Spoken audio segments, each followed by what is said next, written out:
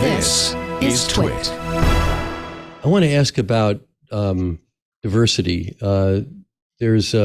We had that issue with Linux Journal. I mean, Linux Journal's subscribership basically rounded to 100% male in its time. And an oddity about that is that our management was 100% female. And actually, at a point, our ownership was as well, at least as I recall. And this isn't, when you're looking at developers and maintainers, you can't run an affirmative action program very easily, I don't think, or something like that. I don't know what the method would be. Because these things aren't just social. They're largely technical, and they're what people get obsessed with when they're in high school or later. A lot of it is just purely circumstantial. You're dealing with a very, very small population as well. I mean, these are not, as part of the whole human population, these are wizards. They all went to their own Hogwarts, as it were, and the LKML in a way is something at a Hogwarts of a sort. And how you get in there is just by writing great code. That's something that Linus himself has said over and over again when he's been sort of busted on this issue. So I'm wondering what your thoughts are about that. How can, what can be done, and who does it? If anything, I don't know. It's really deeply weird that it's almost 100% male on those lists. It's a really hard question.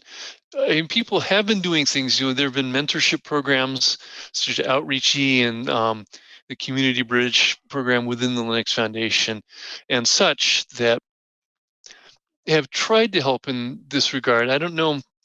It's hard to say how successful they have been. A lot of the people who go through those programs seem to disappear afterwards. They may well be working as kernel people, but inside companies where you don't see them. So that's one aspect of it.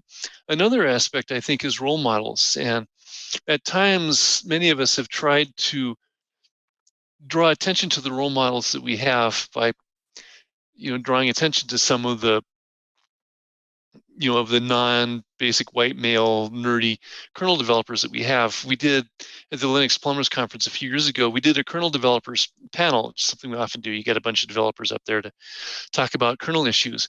And without telling anybody, without advertising and such, we put it together as an all-female panel just to put some people up there and say, these people are out there, they're doing interesting stuff, they're thriving in this community.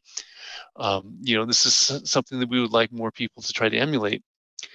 We then got complaints about the diversity of the panel, that sort of thing. The other aspect of this has been the whole idea that the development community is hostile to not just say female developers, but a whole lot of people who don't want to participate in what is seen as a very Wild West sort of development environment on the kernel mailing list.